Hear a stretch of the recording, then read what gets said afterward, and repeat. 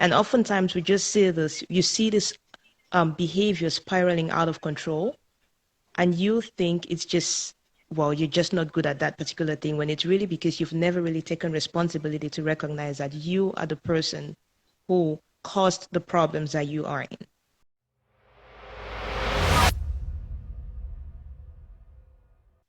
Hey, Rima. Hi, Ida. How are you? I'm good. How are you? I'm doing great. I'm grateful to be here. Exciting. Nervous a little bit? Interesting is what I would say because I haven't done many lives. I think I've done one a long time ago. So this is kind of new. Yeah. But you do have a podcast. Yes. So the theme is leadership, but first I want to get to know you before we dive into the topic of leadership. So tell me about yourself. I see you run a podcast. What's your podcast about, and what's something you would like to the audience to get to know about you? The podcast is Attitude of Altitude, and it's truly about individuals paying attention to themselves, who they're being on a daily basis, and learning from others that have come before them, that have gone through challenges, have learned something, and have come out of it still being kind, being respectful, and really moving forward in who they are. So the podcast is all about teaching leadership from within, in a sense, by sharing someone else's individuality. And every once in a while, I will jump in there and put in my 2 cents worth in my own podcast through that attitude of altitude. And it's all a journey of learning. I've been doing it for 2.5 years, I think, Ida. And it's definitely been a journey of getting more comfortable talking to the individual, sharing a little more of who I am, and really asking questions that are impactful for someone that's listening. That's nice. I like the leadership from within. That's That's the where it name of all the starts. podcast you said is, and the name of Attitude the of podcast is altitude. Attitude of Altitude. Wow, how did you come about that name? Um, a combination, a combination of understanding of running multiple speaker events, running a networking event, and noticing the difference in people's attitude as they come into the various places and how they come across. People that have an attitude of how do we move forward, how do we grow, how do we become better, they tend to be better networkers and better listeners. So that was the first part. It's like your attitude really does make the difference in how you come across, how you treat people. And the altitude obviously is the growth in you and in others as they see you. So I put the two together as the attitude of altitude. And I put it under my company, which is Planet of One, all with that thinking that we're all connected. We're all on a path of making our lives better, becoming better, and really making a difference within who we are in our families, communities, and impacting the world so that we become better. So that's how all of this came together. How about you, Ida? Well, so where do I start? I'm a mom of three adorable kids. I'm based in Canada, and my entire mission is around empowerment. So I want to change people's lives through financial education, because I find that that is one of the things that is really missing, because everybody is included. So there's something I see, I'm trying to bridge the gap between financial inclusion and financial education, Mm. because and it's really inspired by my own story, because I was born and raised in Africa, in a small country called Cameroon, and I moved over to Canada at the age of 24. And when I came over here, single, no kids, single, there's a lot of things that, well, when you get in here, a lot of things get thrown at you. First of all, you get included, you get financial inclusion. So people are going to right off the ball offer you credit cards, offer you like whatever. You get this financial inclusion, but there's nobody teaching you exactly what you need to do. Nobody teaching you what you should and shouldn't do. And so a lot of people make mistakes. I made a lot of mistakes. And at a certain point, like when I finally, between my husband and I, when we finally put the finances together and we looked at things, it was like, oh my goodness, we make a lot of money, but we pretty much living paycheck to paycheck because we've never really taken the time to understand like the things we should do to make the money grow, the things we shouldn't do in order to kind of build wealth, which at the end of the day, it's not all about the money, but money affects the way you carry yourself. Money affects the decisions you make on a daily basis. It affects your choices you make on a daily basis, how you communicate with your friends, your family. Like it's one of those things that are going to be like a very big stress factor in a lot of relationships, even though people don't want to talk about it. And so just going through that and coming out on the other side, now I look at it and I see a lot of people still in the same place. And it's like, okay, what if I could share my journey, share how I got into debt, which is something people don't want to talk about, but how I got into debt, how I paid it off, or we paid it off, and now helping people to figure out a way to handle their finances in a way that empowers them rather than doing it in a way that is like, it's just another thing you need to take care of, right? So it's about getting intentional. So it's all about changing lives through financial education, but mainly just bridging that gap between the inclusion and the education piece that's not there. So that's what I do. I love how you're saying it, actually, Ida, because I think is true for personal development, the same as financial growth, is really delving into and looking at the things that are going on within your life to be able to actually address them and not be shamed by them.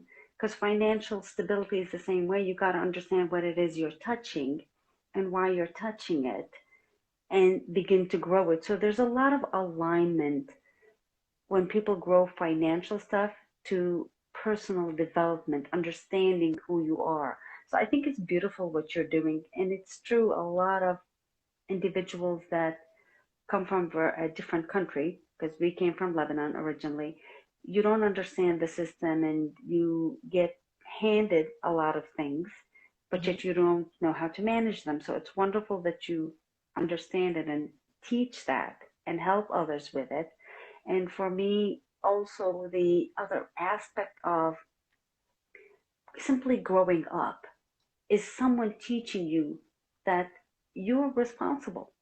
Hmm. Leadership is a responsibility for yourself, for what you're willing to take on and not take on, what you're willing to learn, what you're willing to let go of, so that you can expand who you are in every aspect of your life. Because you can't have personal freedom without having also some financial freedom to go along with it. Talk about that from your perspective. It's absolutely true because this, and I think it's Gary Vee who mentioned this, so I want to bring it in a little bit. He talks about, like, for example, the 18-year-olds, 18 plus, who don't want their parents interfering in anything in their lives, but they're still living in their parents' homes, living in the basements. The parents are still paying for everything for you. It gets to that point where the person who controls your money, in a way, has to control your life because they are the ones who are responsible for your upkeep, or they are the ones who are taking care of you. So, going back to your question, how does that impact? How does that financial aspect impact like you and your personal leadership? It totally does because if you don't know how to handle yourself, you will not know how to handle your finances. And oftentimes we just see this, you see this behavior spiraling out of control, and you think it's just, well, you're just not good at that particular thing, when it's really because you've never really taken responsibility to recognize that you are the person who caused the problems that you are in.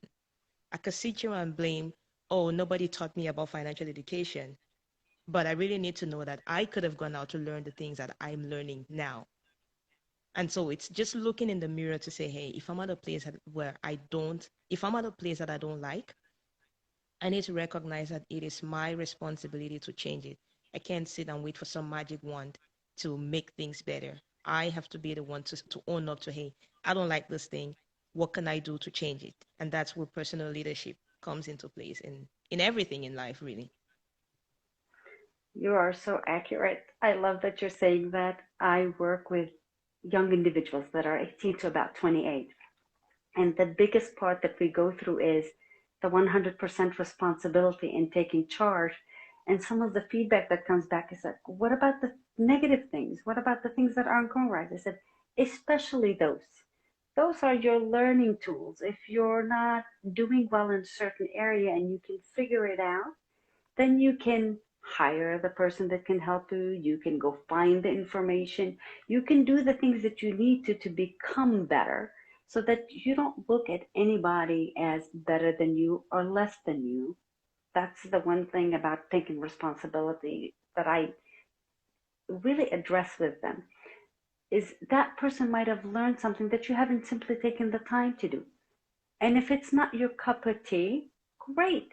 Then at least go work with someone that understands those pieces so that you can become better. So you working with finances is wonderful. That's not my cup of tea. I'd rather work with someone who understands this stuff and can guide me and can teach me what I need to know. And if it's something else, go find the information, but never take the road of looking down at someone because they don't know something or looking up to someone. They simply have taken the time and energy to learn it. And that's the biggest part, I think, in leadership is understanding those pieces. How does that come across with you as you're working with your own clients and building on what you've learned in your own life? So I can put them into broad categories. And there are some people that I speak to who just don't want to take the responsibility. They just want to blame everybody for their situation. Oh, I pay too much taxes. Oh, the bank is charging me a lot of fees. Oh, like those are the complaints I would hear. Oh, I pay too much taxes. And I'm like, okay, what do you think the taxes that you pay gets you? You go to the hospital and you don't have to pay a dime. Where do you think the money comes from? And so it is just about so the categories of people is the set of people who first is the set of people who don't want to take responsibility of anything, who want to blame it all on everybody else. There's the set of people who are like, okay, you take this and fix it. I don't want to deal with it. And then there's a set of people who want to learn. Yes, they're going to let you handle the things for them, but they want to be involved and they want to know, like, taking full responsibility. So if you're taking a decision, you know it's your decision, you're fully informed. And so usually when I'm working with people, I want to get them from that place of like the blaming or the victim mentality to the place of I am taking responsibility. I understand what I'm supposed to have done. Now show me how to do the thing that I need to do. So it's those two extremes, but that this is the other side that I want people to be at. It's And usually interesting when I because start to work with a lot of people, it goes with the mindset piece because when you see somebody who starts with the victim mindset, it's like, wow, we got a lot of work to do. Because to change the mindset, to go from that place of victimhood to being like, it's my fault, there's something I can do about it, it's super hard. Most people don't want to take responsibility. But when you start to point and then they can see, oh, well, it's not actually the government's fault. The government is doing what they have to do. It's not actually your parents' fault. They did what they thought was the right thing for you. Now, who else is to blame? It's you. If you're broke, it's because you actually spent the money. Nobody got into your bank account to go and spend the money for you. But nobody wants to hear that. But you have to take that responsibility to be able to then lead yourself to this new place that you want to be at. that's beautiful. That's so well said. Because you're right, that victimhood mentality of blaming anything outside of you is what keeps a lot of people in the space that they're at. And I notice a lot with the young individuals, even adults, when we talk and discuss this stuff and they begin to blame, my first questions to them is, can you explain to me what's happening in that place? Or can you explain to me exactly what's happening with that person? Because you'll find out that they really don't know much about it, but it's easy for them to point a finger towards it than to say, I needed to work on this. I needed to do this.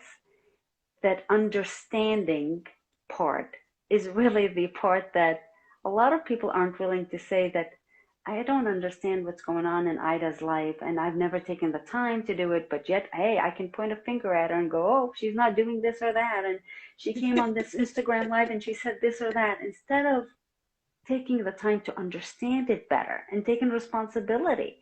That's that's leadership. Those are the Yeah. things that can alter our world. Yep.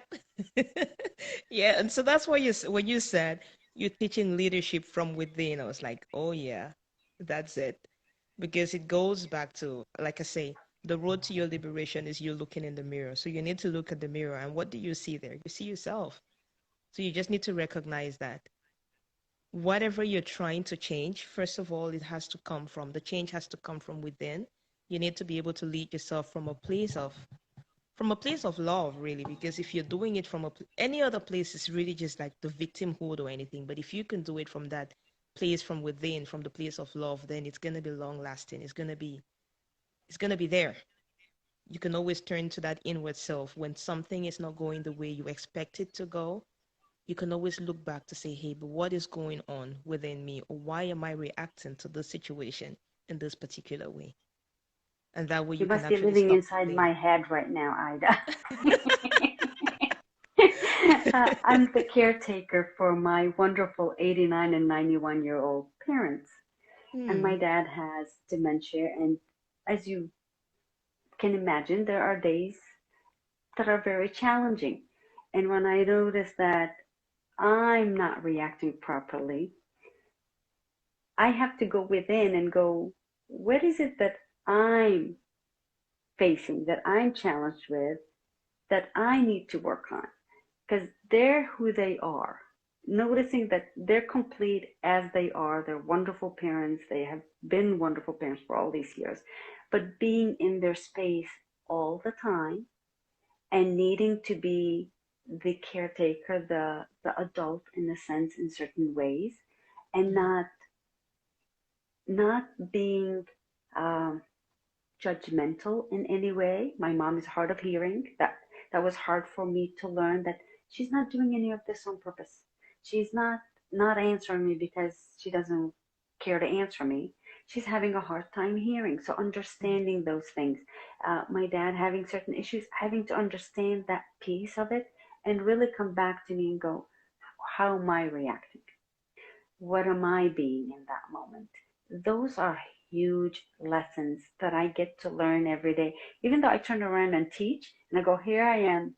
I'm in my own teaching right now in this moment with two beautiful human beings that are going through life challenges that I need to show up as a better version of me and become a leader in that sense, leading myself out of whatever mindset that I might drag myself into at that moment. And they are so much fun for me to analyze them at the end of the day or as I'm going to go, wait a minute, Prima, you need to stop that. You need to go to this level. That is such, such fun for me. There are days that at the end of the day, I go up to my mirror and I do my gratitude and I do all kinds of, and then I talk to myself and go, really, Rima, really? That's how you showed up at that moment? What did you learn out of it? So leading again from within, I get all kinds of lessons every day, and I'm so blessed that I get to do that because as I turn around and I work with anyone, it's like, who am I showing up as? And am I Mhm. allowing them to show up as themselves? And truly, that's what I'm learning through my parents is they're a complete human being as they are with whatever they're going through. And my job as a caretaker and as their daughter is to allow them to be that and still take care of them. That's absolutely beautiful. The interesting conversations that you start to have with yourself, like the one you said, the conversations you start to have with yourself when you're in this space where you have taken responsibility and you are in this personal leadership space, the conversations are so different. Because right now, I actually find myself catching myself, like if I'm getting angry at something, I wouldn't, I'd actually stop to ask, okay, it's not like you made me angry, but it's more like, okay, why am I getting angry at this thing that you did? And so instead of looking outward to get the person to stop, I go inward to say, okay, but why am I responding? Or why am I reacting this way? And so it just changes the conversations that you have. It just starts to change those things and gives you like a newer perspective to see things. So it's quite an interesting topic, and I hadn't even like thought about it so much in that direction. But yeah. And for me, it shows you your internal boundaries.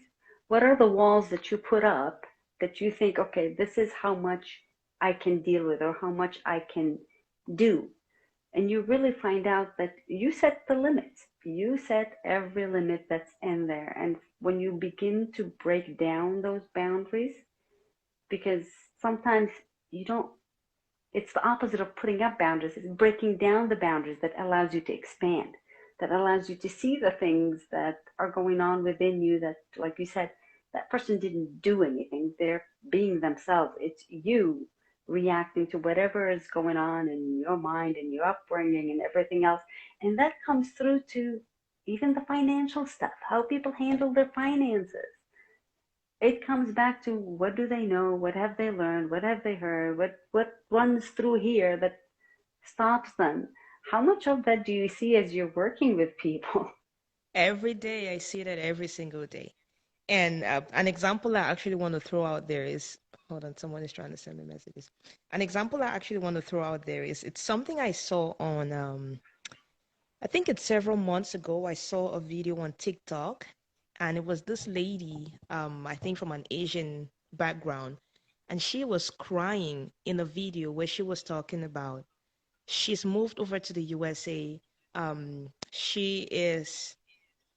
She feels like she cannot do anything for herself. Like she's in the field that she's miserable at. But because her family had put in all of this effort into getting her through university, she is supposed to be for lack of a better word, the retirement plan for her parents.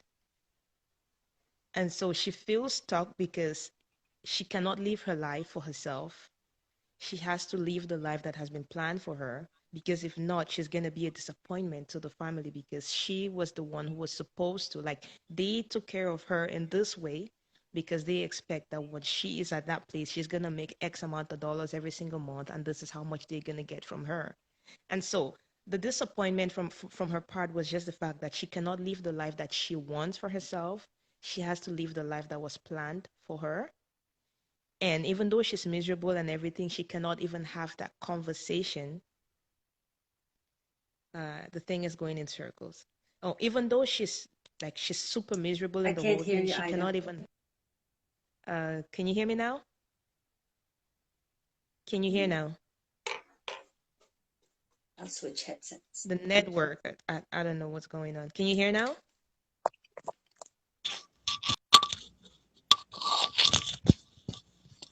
Okay, go ahead. Can you hear now? Yes, I can hear you. Yes, you can. Okay. And so even though she was extremely miserable at the job she was at, she felt like she couldn't have that conversation with her parents because, first of all, they would not understand because she's brought up in the way of sacrifice. You have to do this for your family. So she feels stuck. She just wants somebody to understand her. She she just wants to do something that makes her happy, but she cannot because this is the retirement plan for the family. And so her whole conversation was like she was really in tears, just ranting. And without knowing it, she didn't even know that this was something that would go viral, but it went like millions of views by the next morning. And now she's crying the next morning because she's like she's brought disgrace to her family by telling this to the world. But the reason that resonated with millions of people, the reason that went viral is because there's more than her in the same situation.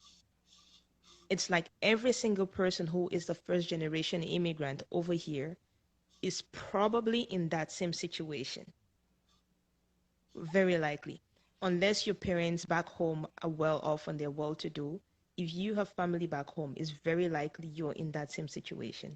And so, to answer your question, yes, I see that a lot. And the challenge then becomes how do you get people to realize that, number one, you have to live your own life.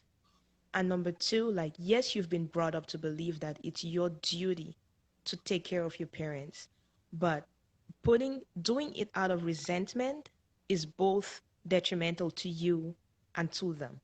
So what is it that you can start to do differently to address this? Because you can either not have the conversation and live your life the way it is, resenting everybody, or you can look from within, find the strength to have this conversation so that things can start to change.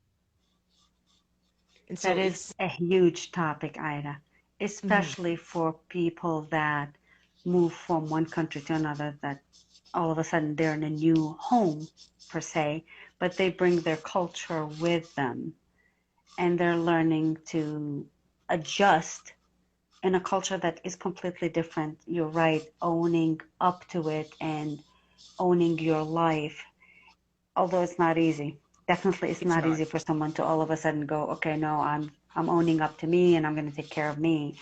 Mhm. You can't all of a sudden just drop everything that you have been and become something else.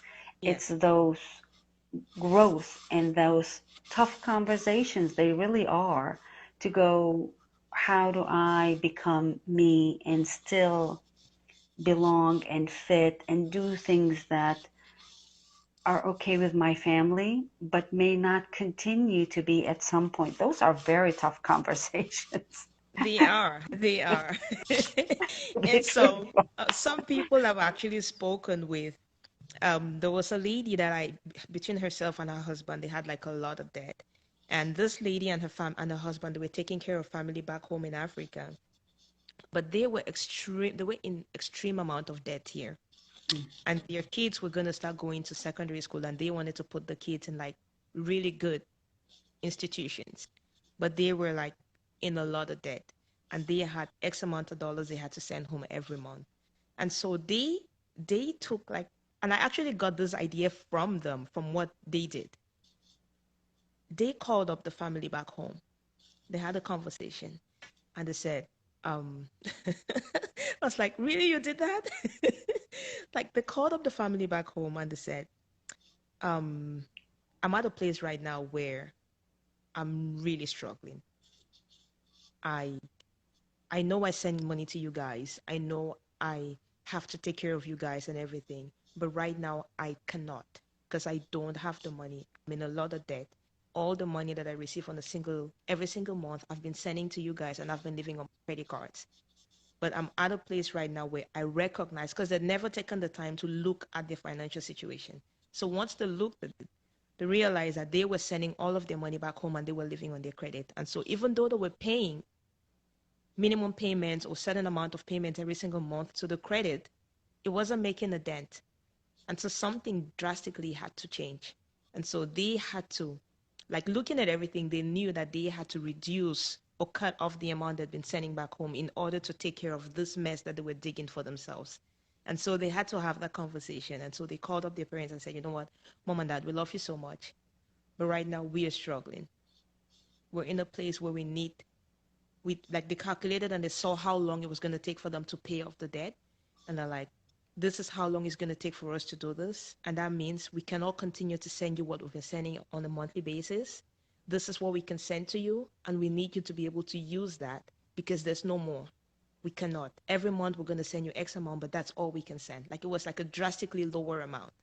But those are the tough conversations that if you want to make the changes, you have to have them. Otherwise, you can avoid the conversations because they're too hard to have them and continue doing what you're doing.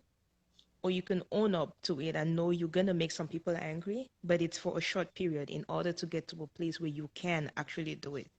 But for you to be able to do that, you need to know that, like when I'm coaching people, I'm saying the first thing is create awareness.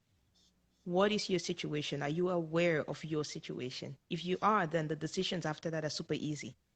But if you're not aware and then you're going to call to say, I don't have, but you don't know that you don't have, then you start feeling guilty and you can't have that conversation. That is so true. Awareness is the very first place for them to understand where do they stand in their own life and what are they capable of. Because I know the airlines use the put your oxygen mask on first Obviously, if you're needing oxygen, you need to put your oxygen mask on first so that you can be able to help someone else. Otherwise, what good is it? Exactly. So Exactly. you're right, them having those tough conversations and knowing where they are. And that conversation goes on even for people that are maybe first generation in the US or Canada or anywhere else where their parents come from a certain mentality and now they're someplace new and that person is growing up in a completely different culture and seeing both and they have that struggle within and to have those conversations to go within themselves again and really understand who they are, what they need, what can they contribute, what do they need to let go of so that they can grow into the person that they need to be because they can't be their parents. You can't be anyone else except you. And I think that's a big struggle for a lot of individuals that move from one country to another is to be able to separate that you are in a completely different new area and what you have to step in and do is different. And that takes courage, leadership to go, I'm not going to continue to do that because that's not what's right for me and my family anymore. Those are Hmm. very hard conversations. And for the younger individuals that are launching their lives, those are very tough conversations. But as they go within and they begin to understand and to allow their parents to understand the stuff they may not even understand, but all they can do is have the conversations. Very right. And it's a thing of knowing that you will make some people angry by that decision and doing it anyway because you know that that's what's best for you. That's what's best long term for the entire family. I notice a lot with the young individual if my thought process goes right. I lost it for a second. Um, Pick up, Ida. I lost that thought. There was something that was like, oh, I gotta say that. The fun part about being alive. Yeah, those ideas that come and go, right? So, Yes. yeah. So it's when you mentioned about like being with the little younger adults, that is something that, like, especially for the 18-year-olds, well, I think, well, let me use 18 because that is also a transitional phase, right?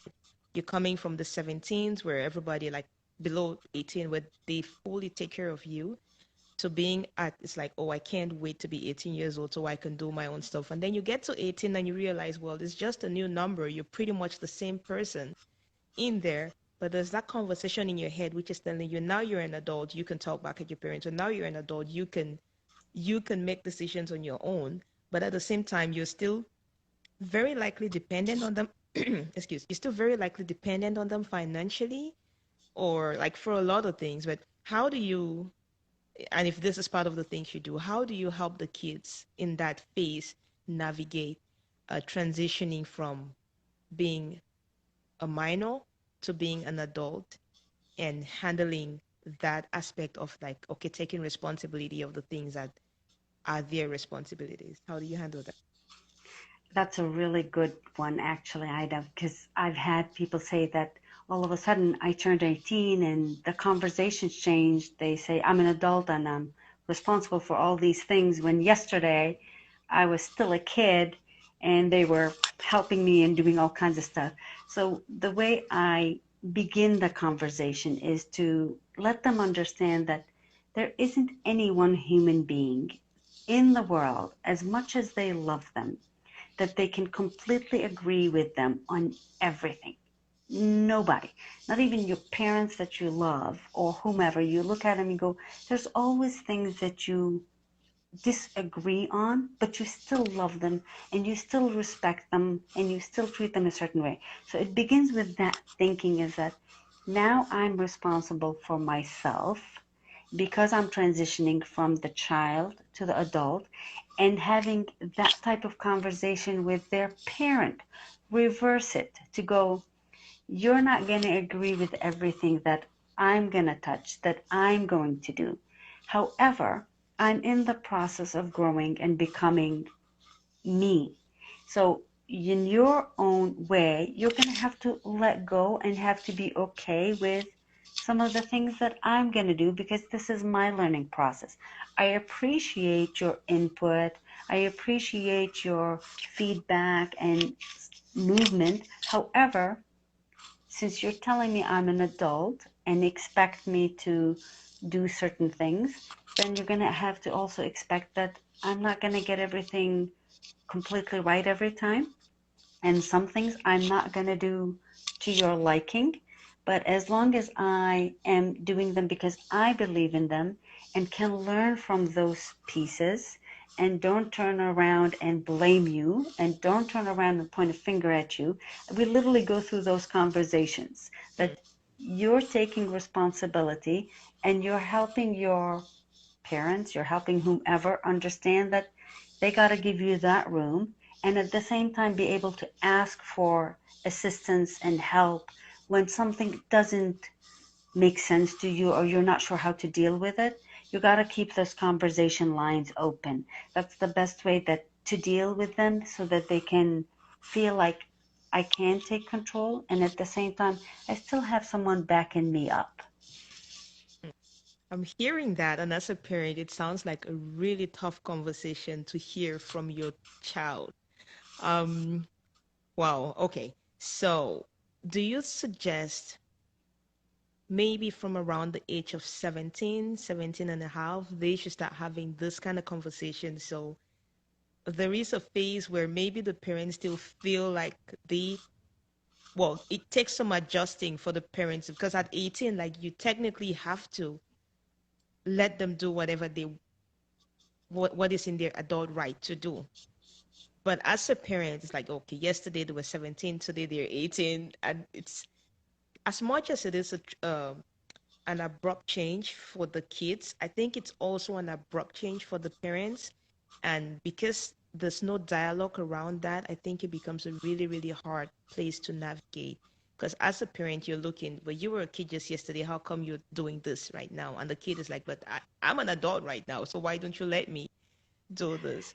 So, It does start earlier, actually, Ida. You're right. It okay. starts even at the 15, 14 age, to begin to allow them to do things and have those conversations back and forth, that I'm testing, I'm giving you leeway to be yourself, to do the things that you need to, from the parent to the child. And then from the child to understand that, hey, they just gave me carte blanche to do things. And if I mess up, because I intentionally not do the right thing, not listen, talk back, whatever, I'm causing myself to become not what I needed to do, not who I need to be, and for my parent to be upset. So you start teaching those things in little increments as the kid is growing up, that, hey, I'm giving you leeway. You might mess up, and it's okay. Come and talk to me. You don't have to hide. You don't have to be shameful. You don't have to do any of that stuff. I'm giving you leeway to be okay to go do this. And if something comes up, I'm here for you. So that back and forth develops so much better if you can have those conversations. And for the parent, and that is the talk part, for the parent to understand that you got to allow them to grow. You can't be with them 24/7. Life is not set up that way. They're going to run into situations that you're not with them, and you really would love for your kids to be able to react properly, to be able to behave properly for their own sake. Not because it's shameful or it's anything else for you, but because they need to know that I'm capable of making a decision, and if I don't make the right decision, it is not the end of life. I can come back and do something about it. And that's a really big deal for the young individuals, where there's so much coming at them, Ida, that they feel like it's the end. Oh my God, if this goes wrong, that life is a disaster. And Yeah. learning that part, that it's not the end of life, it's not the end of anything. You're simply growing. Everybody has to grow. Everybody has to learn. These are continuous conversations. They're not the easiest conversations, but they're the ones that turn out a society, turn out individuals that are capable of handling life, capable of treating each other better, leading better lives, really, and leading better businesses because they learn to communicate. They learn to understand that I don't have all the right answers. No one does. Everybody is learning as best as they can from what they have seen, what they have heard, and what they've attempted. And what goes next is, what did I learn? Where do I adjust? Take the Mm. next step. Well, that's absolutely true. It's so true. Like those are conversations that need to happen. We need to teach that leadership from the home, from like not just rely on it happening at, I don't know if it happens at schools, but not just relying on it happening maybe at schools, but also teaching it. And for somebody to be a good leader, I think you need to allow them to be able to show that they can, especially for self leadership. I think you need to allow them to show that they can lead themselves in certain ways. And making a mistake is not the end of the world. It's just, okay, what did you learn from it? And being that person to guide them, to take them to the right direction. Those are hard conversations and hard pieces, even for us as adults. Yeah. To continually learn that, hey, I don't have all the answers, but I'm going to keep moving forward. Mhm. Wow, awesome. This has been amazing. So, about your podcast, how often do you publish episodes? Is it every week, or how often do you publish? Right now, it's once a week. I'm Okay. working on moving it up to twice a week with the ability to go up to three a week. But right now, with taking care of my parents, once a week is what I'm doing. But come next month, hopefully, it will be twice a week. Nice, nice. And it's also on YouTube, or it's just on the podcast platforms? It's on YouTube. It's meant to be more like a YouTube show per Okay. se, and then it goes onto all the audio platforms. I like to see the person as I'm speaking to them and allow people to really see who they are and understand their expressions. Because my biggest thing is, if you don't truly know someone, it's so easy to judge them. It's so easy to make up your own rules of what's right and what's wrong for them.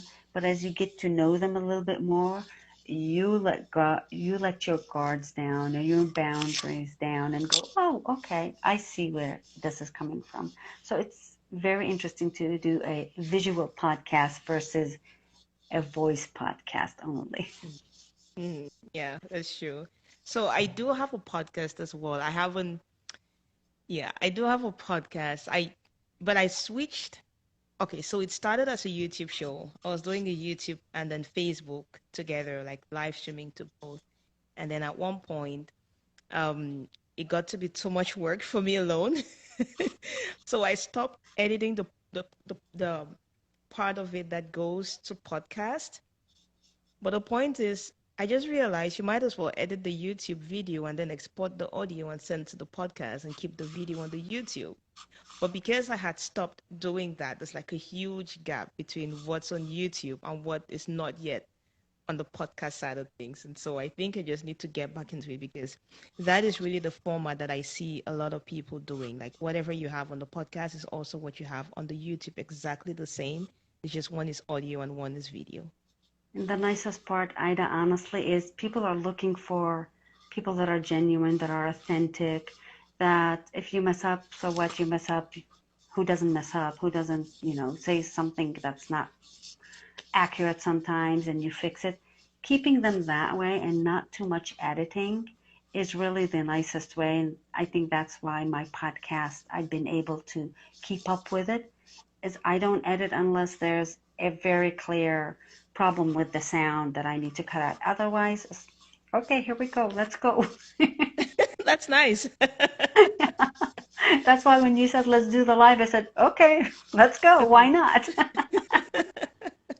It's more genuine that way, because we get to, like, who would have known, we've never spoken to each other, right? You just get to connect with people and you see how you connect. And you're gonna connect on something. So it's been good getting to know you. Thank you so much, Ida. I appreciate you.